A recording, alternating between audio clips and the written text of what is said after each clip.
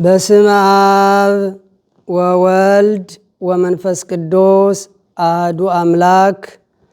በስመ አብ ወወልድ ወመንፈስ ቅዱስ አሐዱ አምላክ። በስመ አብ ወወልድ ወመንፈስ ቅዱስ አሐዱ አምላክ። ስቡሕ ወውዱስ ዘሳረረ ኩሎ ዓለመ በአሐቲ ቃል። የሚታየውንና የማይታየውን ዓለም በአንድ ቃል ለፈጠረ በመላእክትና በደቂቀ አዳም በሊቃውንት ስቡሕ ወውዱስ ተብሎ የሚመሰገን አምላካችን እግዚአብሔር ከሁሉ አስቀድሞ ምስጋና ይድረሰው። አምላካችንን ያየንባት መስታወታችን አምላክን የወለደች ቅድስት ድንግል ማርያምም ምስጋና ይድረሳት። መላእክት፣ ጻድቃን፣ ሰማዕታት፣ የእግዚአብሔር ባለሟሎች ምስጋና ይድረሳቸው። የተከበራችሁ የኢትዮጵያ ኦርቶዶክስ ተዋሕዶ ቤተ ክርስቲያን እምነት ተከታዮች፣ በዓለም ሙሉ ያላችሁ፣ በዓለም ላይ የምትገኙ እንኳን ለበዓለ ደብረ ዘይት ለእኩል ጾም ለደብረ ዘይት በሰላም በጤና ጠብቆ አደረሰን አደረሳችሁ።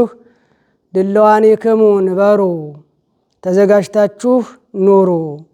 የማቴዎስ ወንጌል ምዕራፍ 24 ከቁጥር 44 ላይ የሚገኝ ኃይለ ቃል ነው። በዚህ ዕለት የምናስበው፣ በዚህ ዕለት የምናከብረው የደብረ ዘይት በዓል። ደብረ ዘይት ማለት ወይራ የሚበዛበት ተራራ ማለት ነው። ይህ ተራራ፣ ይህ ደብር ከኢየሩሳሌም በስተ ምስራቅ በኩል የሚገኝ ታላቅ ተራራ ነው። ይህ ተራራ ጌታችን ኢየሱስ ክርስቶስ ምስጢሩን ለሐዋርያት የገለጠበት ታላቅ ደብር ነው። በዚህ ተራራ ላይ ለሐዋርያት ወንበር ዘርግቶ ያስተማረበት ነው።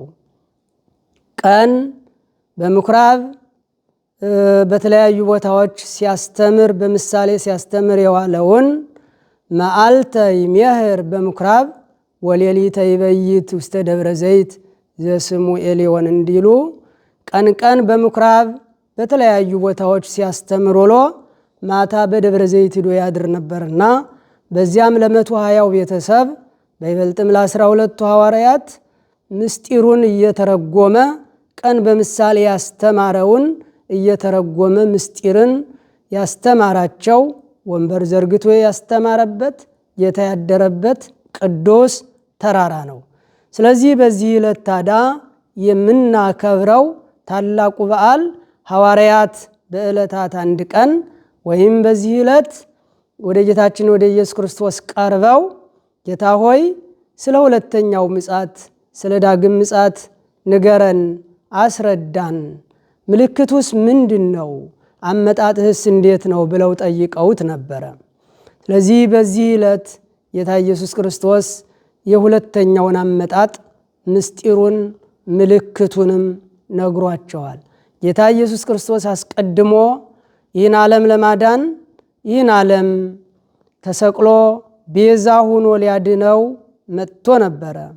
ከቅድስት ድንግል ማርያም ተወልዶ ይህን ዓለም ዞሮ አስተምሮ በምህረት ለምህረት መጥቶ ነበረ። ያ የመጀመሪያው ምጽአት ይባላል። ምጽአት ማለት መምጣት ማለት ነው።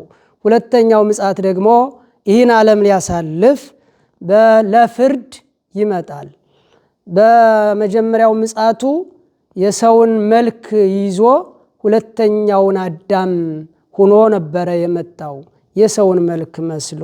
በሁለተኛው ምጽአቱ ግን በግርማ መንግስቱ ይመጣል። መላእክትን አስከትሎ ይመጣል። ለፍርድ ይመጣል። እንደሚመጣ አስረድቷቸዋል። በፍርድ ሲመጣም ለዛ ነው ድለዋኒክሙ ንበሩ፣ አስቀድማችሁ እናንተስ ተዘጋጅታችሁ ኑሩ ብሎ ምልክቶችንም አስቀድሞ ከመምጣቱ በፊት ሊደረጉ ያሉትን በዓለም ላይ ጦርነት እንደሚሆን፣ ፍቅር ከሰዎች ልጆች እንደምትቀዘቅዝ፣ ሁሉም ነገር እንደሚሆን ከነገራቸው በኋላ እናንተ ድልዋኒክሙ ነበሩ አንትሙሂ ድልዋኒክሙ ነበሩ እናንተስ ተዘጋጅታችሁ ኑሩ ብሎ ነግሯቸዋል። በፍርድ ሲመጣ ጻድቃንን በቀኙ አቁሞ እናንተ የተባረካችሁ ብሎ የዘላለም መንግስቱን ያወርሳቸዋል። ኃጥአንን ደግሞ በግራው አቁሞ እናንተ ከኔ ወግዱ ብሎ የዘላለም እሳት ወደ ዘላለም እሳት ይሸኛቸዋል። በዚያን ጊዜ በምህረት አይመጣም ክርስቶስ። የዚያን ጊዜ ለፍርድና ለመጨረሻ ውሳኔ ይመጣል። ይህን ዓለም ለማዳን በመጀመሪያው እንደመጣ ሁሉ በመጨረሻው ይህን ዓለም ለማሳለፍ ይመጣል።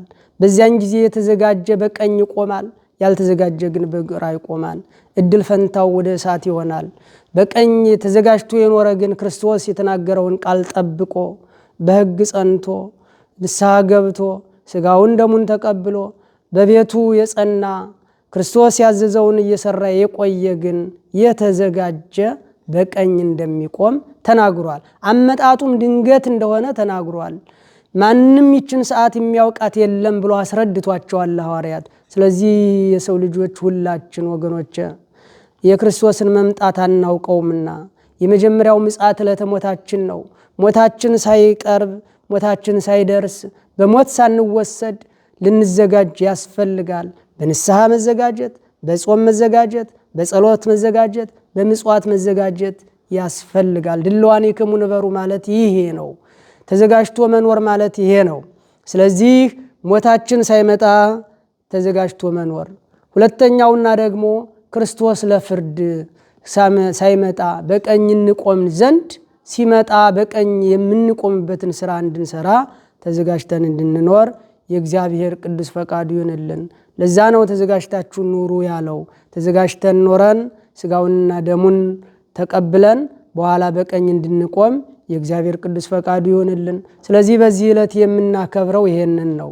ደብረ ዘይት በደብረ ዘይት ተራራ ላይ ለሐዋርያት እንዳስረዳቸው ዛሬም በዚች በደብረ ዘይት በምትመሰል በቤተ ክርስቲያን ተገኝተን የክርስቶስን መምጣት እየተጠባበቅን እኛ በንጽህና ሁነን በማስቀደስ በንስሐ ሁነን ልንኖር ያስፈልጋልና ይህን በዓል ሁላችን በቤተ ክርስቲያን ሐዋርያቱ በዚያች በደብረ ዘይት ተራራ ተሰብስበው ከክርስቶስ እግር ስር ቁጭ ብለው እንደተማሩት ሁሉ ዛሬም በዚች በቤተ ክርስቲያን ተሰብስበን ቅዳሴውን እንድናስቀድስ ጸሎት እንድንጸልይ ቃሉን እንድንሰማ ያስፈልጋልና መዘጋጀት ማለት ይሄ ነው። ስለዚህ በዚህ መንገድ በዓሉን እንድናከብር ያስፈልጋል።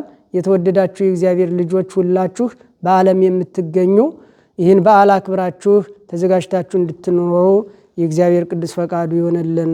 በዓሉን የሰላም የፍቅር የበረከት በዓል ያድርግልን። እንደ ዛሬው የዛሬ ዓመት በሰላም ያድርሰን። ወስብሐት ለእግዚአብሔር።